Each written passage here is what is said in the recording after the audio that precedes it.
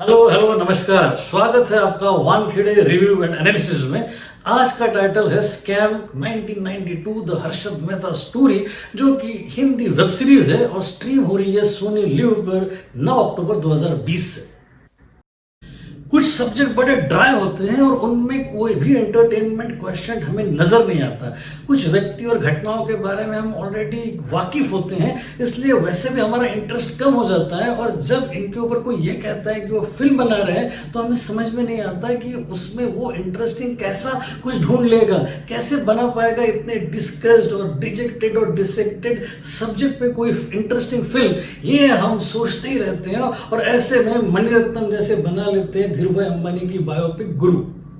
वैसे ही जेसिका लाल murder case पे बन जाती है नो वन किल जेसिका, और हाल ही में मेघना गुलजार बनाती है 2015 में तलवार, जो कि 2008 के नोएडा डबल मर्डर केस पर बेस्ड थी।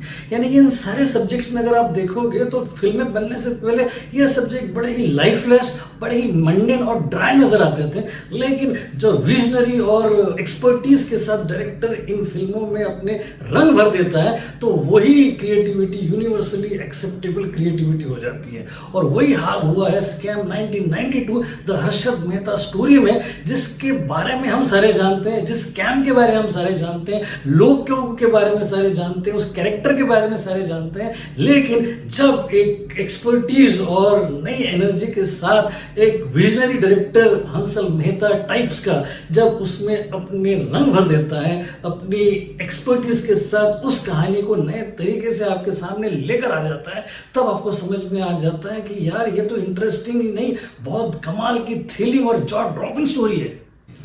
इस वेब सीरीज की शुरुआत से लेकर 10 एपिसोड्स तक जब आप देखते चले जाते हो तो आपके दिमाग में सबसे पहले आ जाती है 1987 में बनी द वॉल स्ट्रीट, जिसमें माइकल डगलस और चार्ली शीन थे, और बाद में उसका सीक्वल भी बना था जिसमें शिया लिबूफ और माइकल डगलस थे। और इन दोनों फिल्मों में इनसाइड इलीगल ट्रेडिंग और फिर वो कॉरपोरेट रेडर्स और फिर वो लालची ब्रोकर्स वगैरह के बारे में काफी डिटेल में दिखाया गया था। इसी स्पेस में 2006 में आई थी एक टेलीविजन सीरीज जिसका नाम था वॉल स्ट्रीट वॉरियर्स, जिसमें काफी वॉल स्ट्रीट की नीटी ग्रिटीज और उनके सारी अप्स एंड डाउन्स के बारे में दिखाया गया था काफी डिटेल्स में। और उसके बाद फिर हम कैसे भूल सकते हैं वुल्फ ऑफ वॉल स्ट्रीट, जिसमें मार्टिन स्कॉर्सेज़ी और लियोनार्डो डिकैप्रियो का कॉम्बिनेशन था। और उसके बाद 2015 में आई हुई द बिग शॉट, जिसमें क्रिश्चियन बेल थे और स्टीव कैरल थे और ब्रैड पिट थे। ये सारी लीजेंडरी फिल्में हमारी नजरों के सामने से इसलिए गुजरती है क्योंकि इस सीरीज को देखने के बाद हम ये समझ लेते हैं कि हम भी उसी लेवल पे काम करने लगे। कहानी हर्षद शांतिलाल मेहता की है, जिसने मुंबई की चौल की एक छोटी सी खोली से अपनी जर्नी शुरू की थी और फिर 80s और 90s में उसने रॉकेट जैसी जो तरक्की की और जो नेम और फेम उसने कमाया कि उसकी उंगलियों पर नाचता था सारा BSE बॉम्बे स्टॉक एक्सचेंज, और वो था बिग बुल इस सारे गेम का।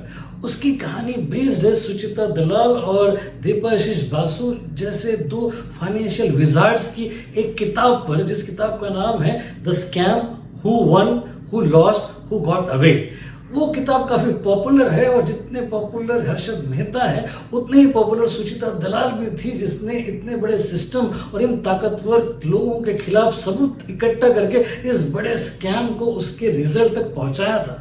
इस सीरीज के पहले सीक्वेंस में ही जब SBI का एक, स्टेट बैंक ऑफ इंडिया का एक नर्वस एम्प्लॉय घुस जाता है टाइम्स ऑफ इंडिया की एक बहुत बड़ी बिल्डिंग में और किसी न किसी से पूछता हुआ, किसी न किसी से क्या खुद RK लक्ष्मण से पूछता हुआ किसी तरीके से सुचिता दलाल के पास पहुंच जाता है और उसे वो बताता है कि कोई बहुत बड़ा घपला होने वाला है जो 500 करोड़ के करीब है SBI में, कोई बड़ा हेर फेर तो निश्चित तौर से हो रहा है। सुचिता दलाल जब ये सुनती है उसके साथ ही आप भी ये सुनते हो और आप हुक हो जाते हो इस वेब सीरीज पे और उस नैरेटिव पे जो आगे भी बढ़ रहा है, पीछे भी आ रहा है, उस वक्त के पीरियड ड्रामा को डिपिक्ट भी कर रहा है, और आप चकित हो जाते हो राइटर्स के ब्रिलियंट वर्क से और इन एक्टर्स के परफॉर्मेंसेस से।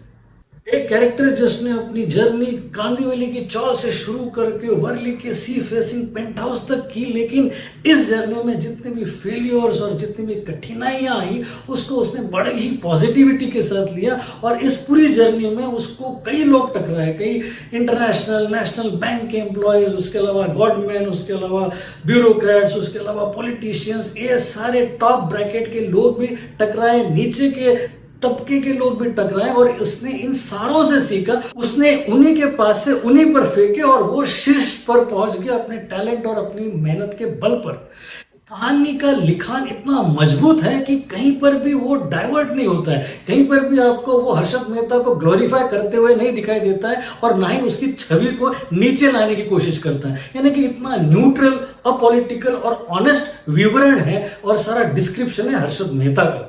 डायरेक्टर हंसल मेहता का काम सुपर इम्प्रेसिव है, गजब की क्लैरिटी है उनके काम में और गजब का कंट्रोल है उनका अपने क्राफ्ट पर, सहज शैली, उसके अलावा टोटल 110% कन्विक्शन और उसके बाद का रिजल्ट। यानी मुझे याद है 2013 में उनको बेस्ट डायरेक्टर का नेशनल अवार्ड था शाहिद के लिए, उसके बाद 2014 में उन्होंने बनाई थी सिटी लाइट्स, उसके अलावा फिर 2016 में बनाई थी अलीगढ़ और उसके लिए भी उनको काफ़ी क्रिटिकल अक्लेम था। लेकिन इस क्रिएटिविटी के साथ यानी कि scam 92 the Harshad Mehta story के साथ उनकी बॉडी ऑफ वर्क में एक बहुत ही तारीफ काबिल इजाफा हुआ है। उनके साथ है डायरेक्शन में जय मेहता और वो भी तारीफों के हकदार है। राइटर्स में है सुमित पुरोहित, वैभव विशाल और करण व्यास और इनकी टीम ने बहुत ही बड़ी प्रतिभा का परिचय दिया है।